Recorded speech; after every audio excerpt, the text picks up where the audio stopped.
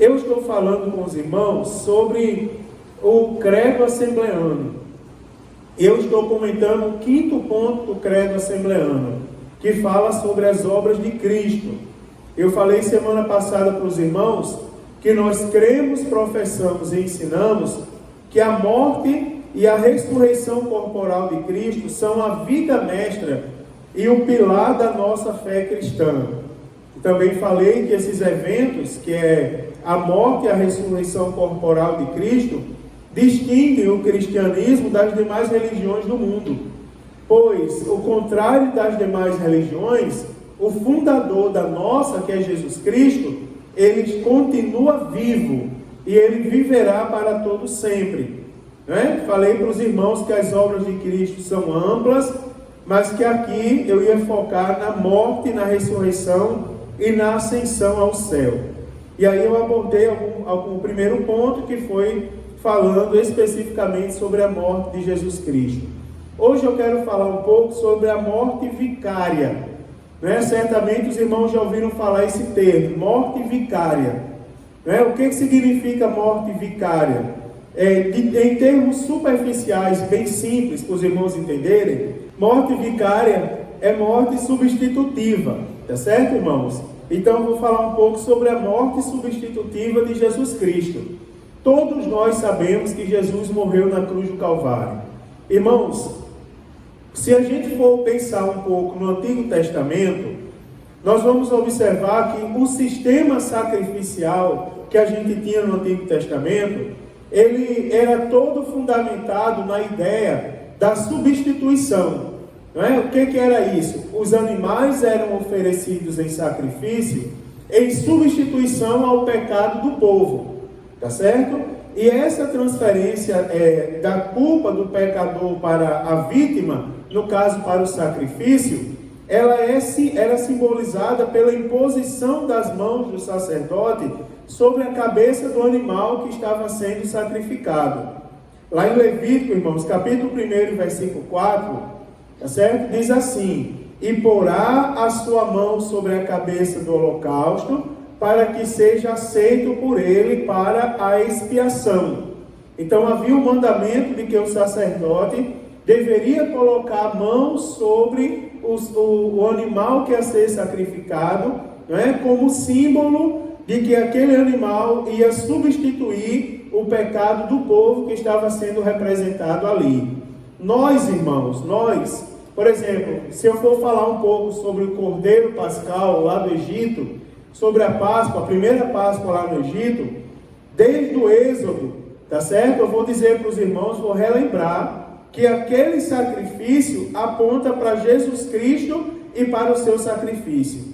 Lá em Êxodo capítulo 12, versículo 46, diz assim: não levarás daquela carne fora da casa, nem dela quebrareis osso, E esse sacrifício, ele foi cumprido na cruz do Calvário em Cristo Jesus. Jesus, irmãos, agora, ele é o nosso Cordeiro Pascal. Por isso que, quando chega o período da Páscoa, todo o período de Páscoa eu lembro aos crentes. Irmãos, é o meu papel como pastor de igreja, colocar a igreja na presença de Deus. Irmãos, é assim, se você quiser comer ovo de chocolate, coma. Se você gosta de comer peixe na sexta-feira, coma. Se gosta de comprar bacalhau na Semana Santa, compre. Por sinal, é um peixe extremamente gostoso. Me convide, se quiser que eu prepare, eu preparo um bacalhau no coco, que eu me garanto. Tá certo? Aprendi com meu avô. Me garanto. Pronto, só vou ser besta agora. Prepara um bacalhau no coco, não é qualquer pessoa que prepara, não. Então é assim, tem umas pessoas aqui que já comeram, São testemunha disso. Agora, se você comprar, me convide, eu vou. Agora, nós não podemos perder de vista que o nosso Cordeiro Pascual se chama Jesus Cristo. É importante falar do sacrifício, da morte substitutiva, para nós lembrarmos que o Cordeiro Pascal foi sacrificado lá no Egito para a redenção de Israel em lugar dos primogênitos. E Deus, irmãos, feriu os egípcios e naquilo ali livrou os filhos de Israel. E da mesma forma, Jesus Cristo morreu pelos nossos pecados. Lá, irmãos, em 1 Coríntios, capítulo 5, versículo 7, está escrito assim: porque Cristo... Abra aí, 1 Coríntios, capítulo 5, vamos ler o versículo 7. 1 Coríntios 5 e 7. Diz assim, ó. É importante ler esse versículo e guardar. Diz assim a palavra de Deus: porque Cristo, nossa Páscoa... Olha só o detalhe. Quem é a nossa Páscoa, irmão? Cristo, né? Porque Cristo, a nossa Páscoa, foi sacrificado por nós. Hoje, Mário Newton, quando eu fui pegar ele na escola, ele me fez uma pergunta no caminho. Ele vem, né, nesse sentido, assim, Mário Newton puxou a Thaísa, de falar. Ele vem falando, conta tudo nos mínimos detalhes que aconteceu na escola. Não sei quem fez isso, não sei quem fez isso, não sei quem fez aquilo, aconteceu isso, o professor disse isso, a professora se irritou, depois disse uma coisa engraçada. Ele hoje disse: a professora não sei de quem, ela quando pede para brigar, ela levanta a voz e é como um trovão, aí quando vai dar aula ela morre. Agora vamos para a aula. Até isso ele me disse. Aí ele disse assim: mas na verdade eu queria tirar uma dúvida com o senhor, já quando eu vim manobrando o carro para entrar aqui. Ele disse: por que a gente não acredita em sorte? Aí eu disse a ele: Mário, sabe por que a gente não acredita em sorte? Porque o crente, ele só tem um Deus, e ele tem que depositar a confiança dele no Deus que ele serve, e no Deus que ele tem. Única e exclusivamente a nossa vida tem que estar na dependência de Deus. Você imagina, irmãos, você imagina que eu prego para vocês aqui toda semana, e eu digo: irmãos, vê o lírio do campo, nem Salomão em toda a sua glória se vestiu tão bem. E você imagina que eu prego fé, e que eu peço para os irmãos acreditar em Deus, e quando é na terça-feira eu faço o jogo da Mega Sena, e vou jogar na loteria, e vou dizer: Deus, me deixa milionário. Né? Vou jogar lá, fazer uma fezinha na Mega Sena, apostar. Afinal, irmãos, eu creio em Deus ou em Mamon? Não é verdade? E a Bíblia diz assim, que nós não podemos ter dois senhores, porque senão nós vamos agradar um e desagradar outro. Vocês não podem acreditar em Deus e em Mamon, no Deus do dinheiro. Não, irmão, nós acreditamos em Deus. A nossa vida está na dependência de Deus. Se eu tiver que ficar milionário um dia, Deus vai abrir uma porta, criar uma situação e vai me deixar milionário. Se isso não acontecer, é porque Deus não quer que isso aconteça. Não é verdade? Algumas vezes, eu vou dizer aos irmãos, algumas vezes, não é constantemente. Não é fácil, irmão, ser obreiro de igreja. Não é fácil não é brincadeira não, ser obreiro de igreja. Sério, assim, levar a sério, ser obreiro, ser pastor de igreja. Não é fácil não. E umas 2, 3 vezes, esse tempo inteiro que eu dirijo igreja, eu pensei em desistir. Eu disse, uma vez por causa de uma situação que eu passava em casa com Thaís, por causa da depressão dela. Outras 2 vezes por causa de situações que se levantaram na própria igreja que eu dirigia. Eu me entristeci, eu disse: Deus, eu não quero mais isso para mim. Todas as vezes que eu disse isso, Deus levantou alguém, e a última vez foi com muita seriedade. Ai de você se cochear em 2 pensamentos. Eu não lhe chamei para ficar falando em desistir. Eu lhe chamei para ser servo meu, para ser dedicado à minha obra. E a irmãzinha que falou para mim, deu de dedo, e eu senti que era Deus que estava falando comigo na hora. Não é, irmãos? Porque a gente não pode abrir mão da nossa fé em Deus. E por que eu estou falando isso? Porque o nosso Cordeiro Pascal se chama Jesus Cristo. E isso está na Bíblia Sagrada. Essa semana, irmão, é semana de Santa Ceia. Vocês acreditam que ainda tem pessoas que não levam a Santa Ceia a sério? Vocês acreditam que tem pessoas que conseguem ficar 1 mês sem participar da Santa Ceia na sua igreja? Tem irmãos. Tem irmãos que na Santa Ceia somem. E isso não faz nenhuma diferença na vida dele. Eu vou ser duro essa noite, porque eu sei que aqui não tem ninguém nessa situação. Mas eu vou dizer, sabe o que é isso, irmãos? Está bem distante de Jesus Cristo. Ainda não entendeu pela palavra que o único cordeiro que foi dado em sacrifício pelos nossos pecados, desde a fundação do mundo, se chama Jesus Cristo. Da mesma forma, Deus preparando o seu povo, ele primeiro, tudo que os sacerdotes faziam lá no período levítico, foi determinado por Deus. Eles não ofereciam sacrifício do jeito que eles queriam. Eles ofereciam do jeito que Deus mandou eles oferecerem. Você observa que a Páscoa no Egito não aconteceu como as pessoas queriam que acontecesse. Ah, Senhor, vamos pescar ali um monte de peixe, vamos comemorar. Não. Aconteceu do jeito que Deus mandou. Mate o cordeiro, não é? Lembra da marca do cordeiro nos umbrais da porta? Tem toda uma simbologia, os pães asmos, não é, irmão? Tudo tinha uma simbologia, mas foi da maneira que Deus queria que fosse. E agora, na nossa época, na dispensação que a gente vive, Deus enviou Jesus Cristo. E o apóstolo Paulo ensinando aos coríntios, você observa qual era o cenário dos crentes de Corinto. Uma igreja rica em dons, uma igreja próspera, mas era uma igreja ignorante. Era uma igreja que fazia algumas coisas sem saber o que estava fazendo. O apóstolo Paulo, várias vezes, quando instruiu aquela igreja, ele diz: acerca disso eu não quero que vocês sejam ignorantes. Acerca dos próprios dons espirituais, ele disse: acerca dos dons espirituais, eu não quero que vocês sejam ignorantes. E ele começa a descrever sobre os dons espirituais. A essa igreja, ele diz assim: porque Cristo, nossa Páscoa, tá certo? Foi sacrificado por nós. A Páscoa do crente, irmão, é celebrada todos os meses. Todos os meses nós nos reunimos em memória de Cristo. O significado da Santa Ceia é um memorial a Cristo. Tem algumas igrejas que quando eu chego na Santa Ceia faz de tudo menos celebrar a Santa Ceia. É um culto, chama uma pessoa sem muito compromisso com a palavra para pregar. A pessoa vem, estudou uma mensagem há 10 anos atrás, prega em várias igrejas, e vem, vou falar aquilo ali mesmo, né? Para ver o que é que dá. E quando chega aqui a gente percebe que a pessoa não orou, não pediu uma palavra a Deus.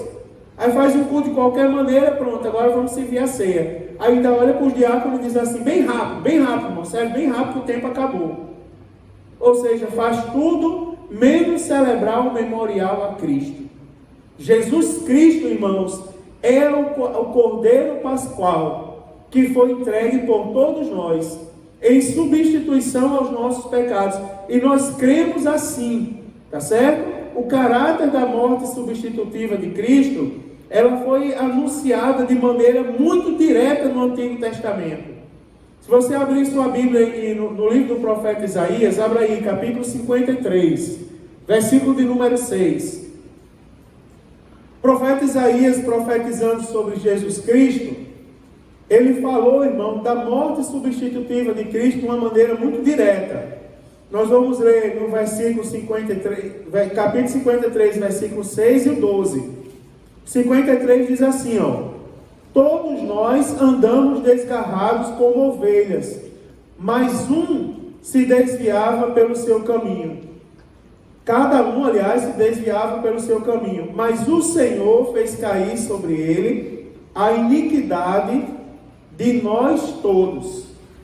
Você observa que o profeta Isaías anunciando o papel de Jesus Cristo. Todos nós andamos como desgarrados como ovelha. Cada um se desviava pelo seu próprio caminho. Cada um tinha a sua própria transgressão. Aí diz, mas o Senhor fez cair sobre ele a iniquidade de todos nós. E se você observar o versículo 12, diz assim, porquanto derramou a sua alma na morte, e foi contado com os transgressores, mas ele levou sobre si o pecado de muitos, e pelos transgressores intercedeu.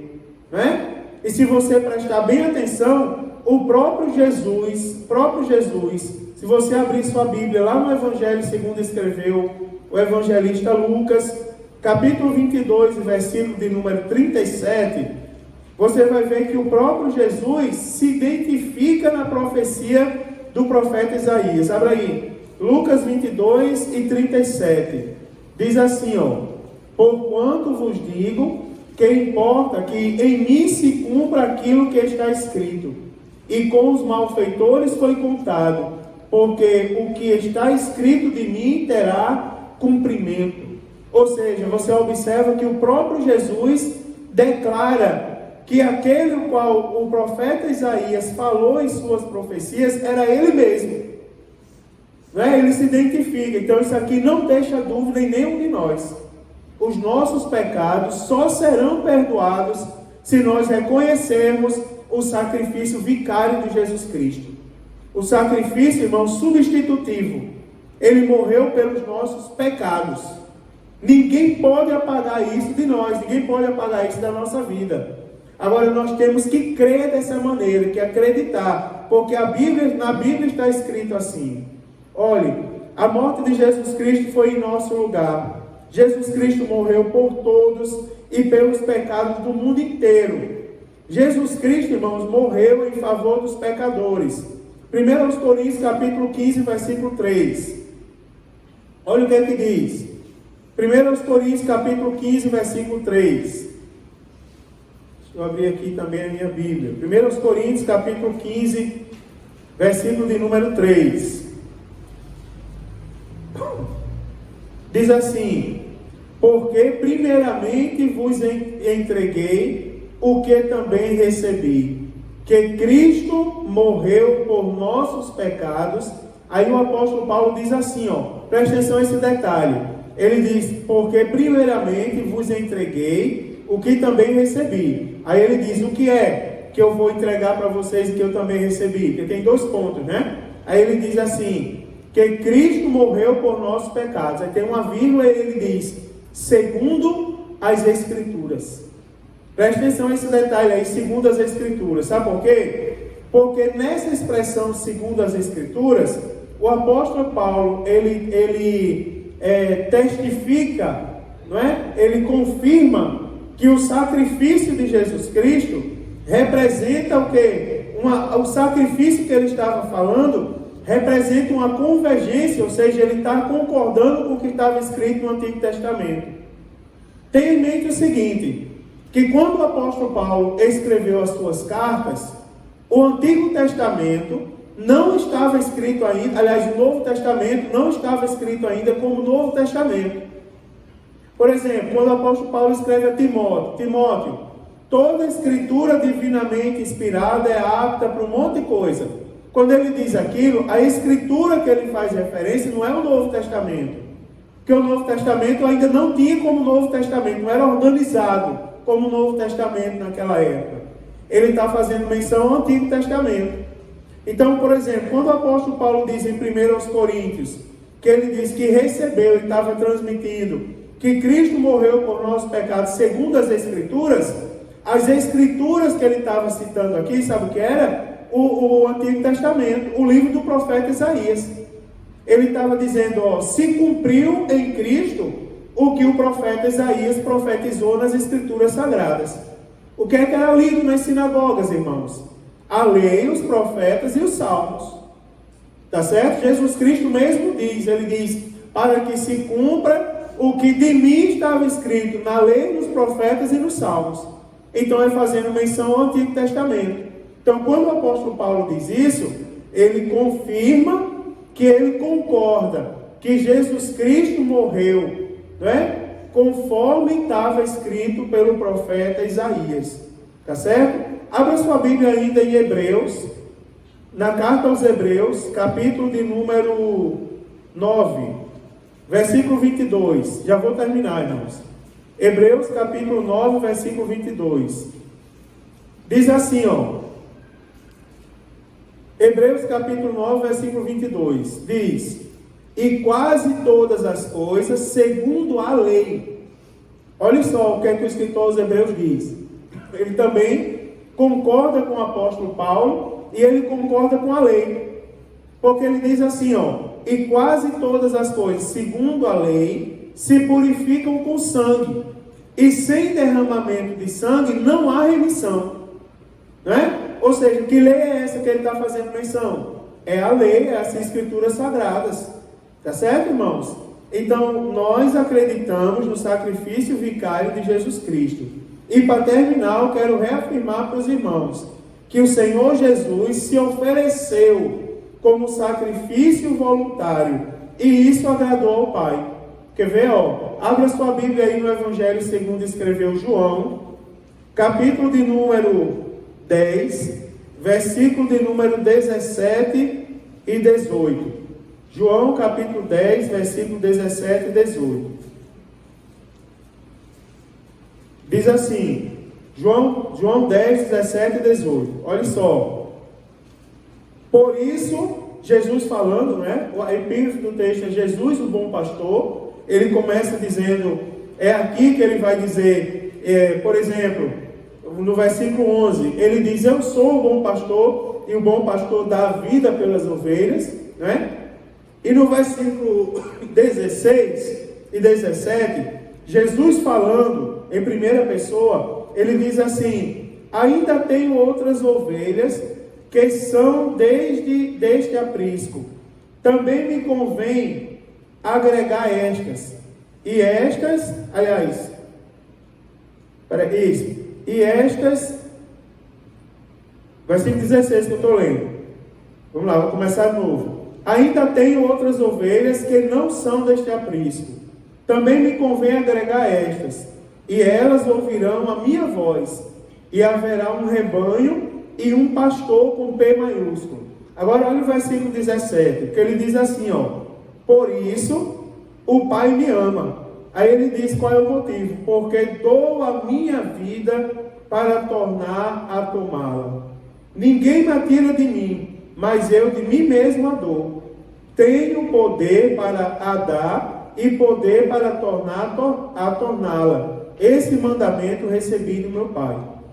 Sabe por que é importante esse último detalhe aqui, nessa história do sacrifício vicário? Porque eu já ouvi pregações dizendo assim, alguém disse, você acha que Jesus queria ser crucificado? O irmão disse, você acha que Jesus queria ser crucificado? É aquela pregação perigosa, onde a pessoa coloca para a igreja a sua opinião no lugar de olhar a Bíblia. Né? Cria hipóteses e sugestões. Por exemplo, eu não gosto desse tipo de pregação, eu escuto porque sou obrigado. Mas essa pregação que diz, Deus está triste com você, por isso, quem é esse? Somos nós para dizer como está Deus. Se Deus estiver triste com alguém, quem vai escapar aqui? Quem é que não tem iniquidade? Né? Fazer como disseram com a mulher que ia ser apedrejada, lança a primeira pedra. Aí, irmãos, eu já ouvi a pergunta de dizer assim, você acha que Jesus queria ser crucificado? Ele não queria. Jesus era homem. Você acha que ele queria ser lançado na cruz e ter os pregos colocados nas suas mãos? Aí a Bíblia Sagrada diz em João. João, ele é um evangelista, que é o seguinte, ele é como se ele acrescentasse algumas coisas ao discurso da trajetória de Cristo. Porque os outros evangelhos são conhecidos como evangelhos sinóticos, por causa da similaridade dos seus conteúdos. Por exemplo, 97% do evangelho segundo escreveu Marcos, você encontra em Mateus e em Lucas. Né? Cerca de 80% do evangelho segundo Lucas, você encontra em Mateus e Marcos. Então são evangelhos sinóticos. Agora, quando você pega João ele traz alguns detalhes. Por exemplo, primeiro milagre de Jesus Cristo não está escrito em Mateus, nem em Marcos, nem em Lucas, está escrito em João, não é?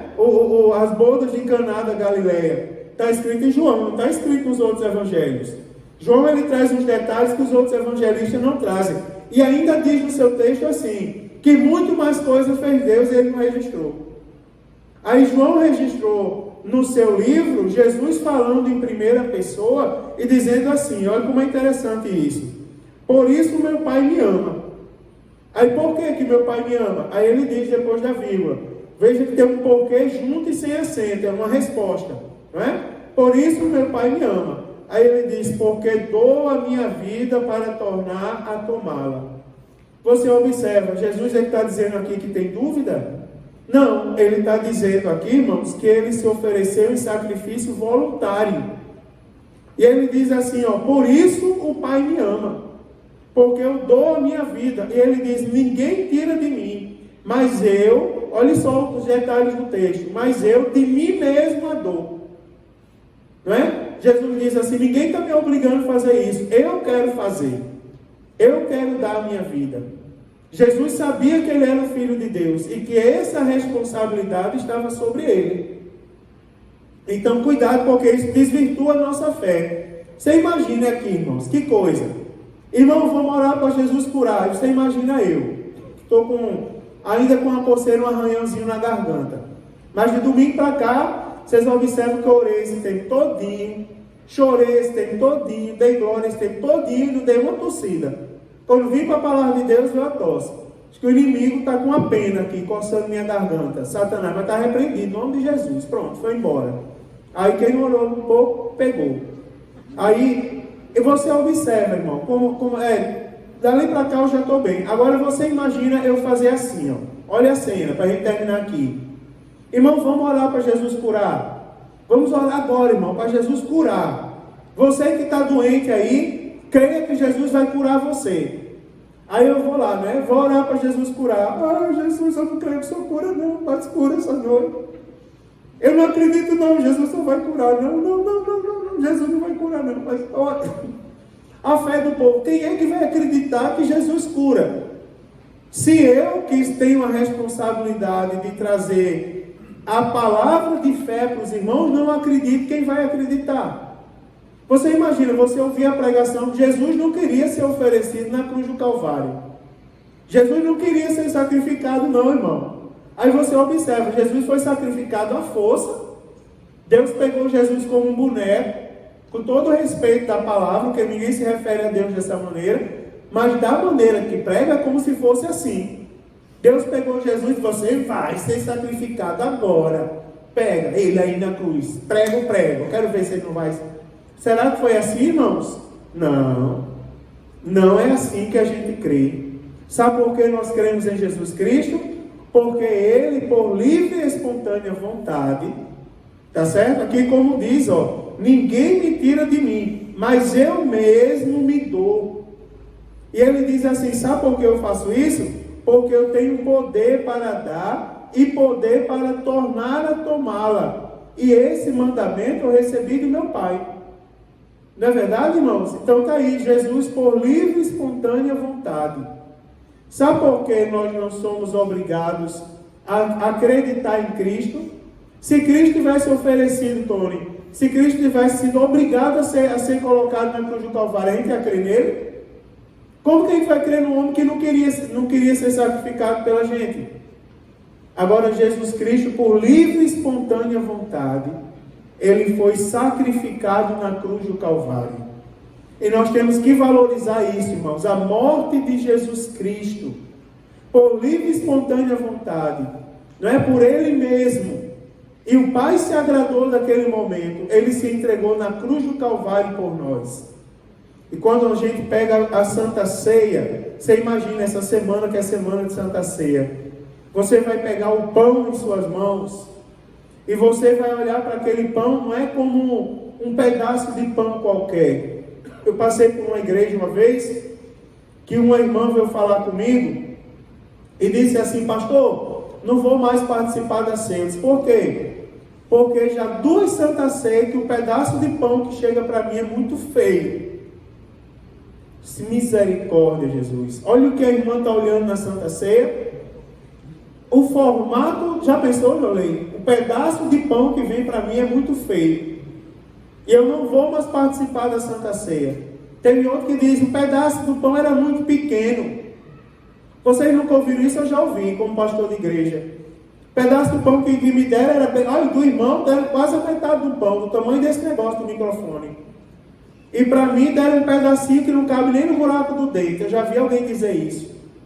Irmãos, quando você pegar o pão Não importa o tamanho do pão, o formato, importa que aquele ali está simbolizando o corpo de Cristo que foi colocado na cruz do Calvário por mim e por você. Importa ali, irmãos, a simbologia, importa o memorial a Cristo. E naquele momento a nossa fé é fortalecida, porque nós não estamos olhando para o pão simplesmente. Quando a gente vai orar pelo pão, a gente sempre diz, irmãos, a partir de agora, simboliza o corpo de Cristo. Olha como é importante o ensino. Você vai olhar e você vai lembrar da terça-feira. Isso aqui, foi sacrificado em substituição pelos nossos pecados. Imagine, olhe para você nesse momento. Que eu vou terminar agora, mas eu vou só fazer uma última comparação. Imagine aí se você fosse pagar diante de Deus. É como se sua vida parasse agora. Deu uma estátua aí, stop na sua vida. E você imagina se você, ou se eu, nós, cada um da gente aqui. Agora pega você individualmente. Se você fosse ter que pagar agora, em sacrifício, por todas as iniquidades que você já cometeu na sua vida. Pense aí. As mentiras que já falou, os palavrões, a má intenção de coração, os pensamentos ruins, os pecados já cometidos, e agora você vai sofrer por causa do que você cometeu. Você imagina uma chibatada por pecado. Quem suportaria? Agora, quando você pegar o pão, você vai olhar para aquele pão, simboliza o corpo de Cristo. Aí você vai dizer assim, por causa desse corpo, desse sacrifício, eu não vou ter que pagar pelos meus próprios pecados. Aleluia! Porque Ele já levou em seu próprio corpo o sofrimento que eu deveria levar pelo meu pecado. Não é interessante, irmãos? Por isso nós temos que saber do sacrifício vicário de Jesus Cristo. Quando você pegar o cálice, você vai olhar para aquilo ali e não vai tomar como um pouco. Ah, meu Deus, a hora, 9h30 já, agora que foram me entregar o cálice. Dobra o joelho ali, obrigado Jesus por essa ceia da sabedoria, esse pastor que demorou muito. Não, irmão, não é assim. Você vai olhar para o cálice, tem que vir uma lágrima aos seus olhos. Você vai dizer, Senhor, isso aqui me traz a memória agora, porque a Santa Ceia é um memorial ao sacrifício vicário. Me traz a memória agora, irmãos, o sangue de Jesus Cristo que verteu na cruz do Calvário. Para que o meu sangue não precisasse verter na cruz, Jesus levou sobre ele toda a maldição que estava sobre a nossa vida. E por causa disso, o sangue dele verteu na cruz. Agora você imagine quando você pegar a Santa Ceia, que vier à sua memória isso. Como a Santa Ceia vai ser diferente. E você imagina quando chegar a Santa Ceia, que chegar uma visita na sua casa. Quer ver o que você vai fazer, irmãos? Deixa eu ser bem doutrinário agora. Se você pegar um católico, quando chega a hora da missa, você chega lá na casa dele para visitar ele, ele diz assim, olha, está na hora da missa, eu vou para a missa. Agora, se você pega um crente, infelizmente, na hora da Santa Ceia, chegou a visita para conversar besteira. Ah, vamos conversar. Outro dia eu tomo a ceia. O próprio tema, outro dia eu tomo a ceia. Que tomar a ceia, irmãos?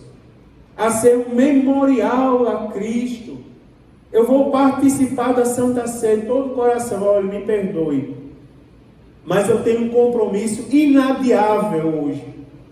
Eu tenho que ir para a igreja celebrar a morte e a ressurreição de Cristo. Aleluia. Porque Jesus Cristo é o nosso Cordeiro Pascal.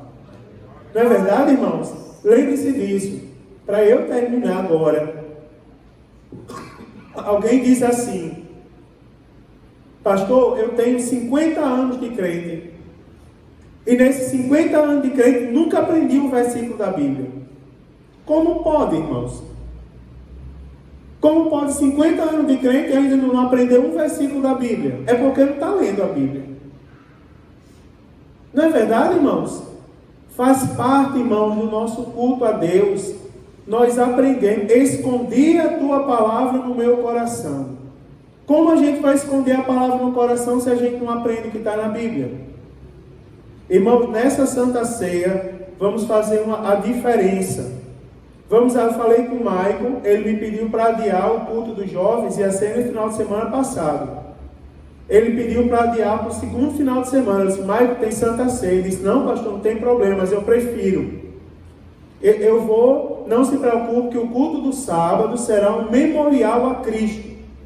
Será a Santa Ceia. E eu gostaria, irmãos, nessa Santa Ceia, a gente se levantar depois da ceia e recitar a palavra de Deus. Porque o culto muda quando o crente fala a palavra de Deus. O culto muda quando a gente se levanta e diz, porque Deus amou o mundo de tal maneira que deu seu Filho unigênito para que todo aquele que nele crê não pereça, mas tenha vida eterna. Abra sua Bíblia, irmão, pegue um salmo e decore o salmo. E recite o salmo na igreja. E peça a Jesus para me dar uma palavra. Uma vez eu disse assim, irmão, recite o salmo.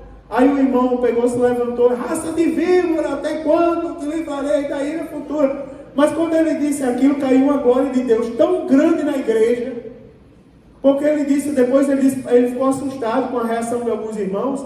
Aí ele disse assim, pastor, sabe por que eu recitei aquele versículo tão duro? Porque Deus mandou. E foi de Deus mesmo, que caiu uma glória de Deus na igreja. Então, irmão, não esqueça o sacrifício vicário de Jesus Cristo. Guarde isso no seu coração. Amém, queridos?